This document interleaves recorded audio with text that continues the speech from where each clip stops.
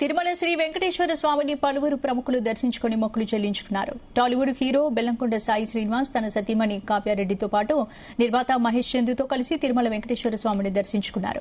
VIP విరామం సమయంలో స్వామివారి సేవలో పాల్గొని మొక్కులు చెల్లించుకున్నారు. ఆలయ సంప్రదాయాల ప్రకారం స్వామివారికి ప్రత్యేక పూజలు నిర్వహించి వేద పండితుల ఆశీర్వాదాలు పొందారు. అనంతరం ఆలయ రంగనాయకుల మండపంలో వేద పండితులు వారికి వేదాశీర్వచనం అందించగా టీటీడీ అధికారులు స్వామివారి తీర్థ ప్రసాదాలు అందించి శేషవస్త్రంతో సత్కరించారు.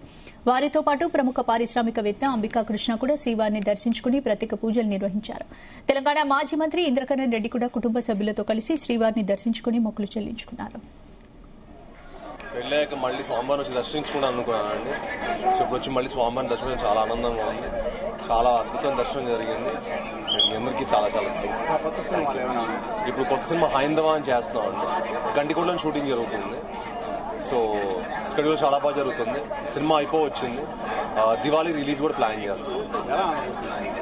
ఏదండి సినిమా పేరు హైందవ.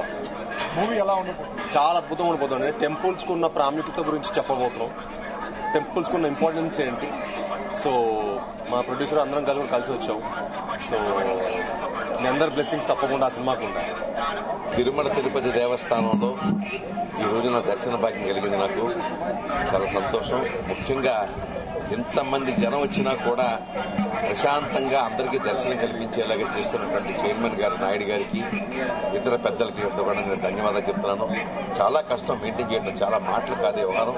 రోజు 1,00,000 మంది వస్తున్నారు. 1,00,000 మందికి కూడా దర్శనం కల్పించడం అనేది, ఎవరికి ఏ ఇబ్బంది లేకుండా చేయడం అనేది చాలా చాలా గొప్ప విషయం. అది ఏంటో తెలియదు కానీ ఆ వెంకటేశ్వర దగ్గర రాగానే ఒక రకమైన తెలియని ఒక అనుభూతి వచ్చేస్తుంది.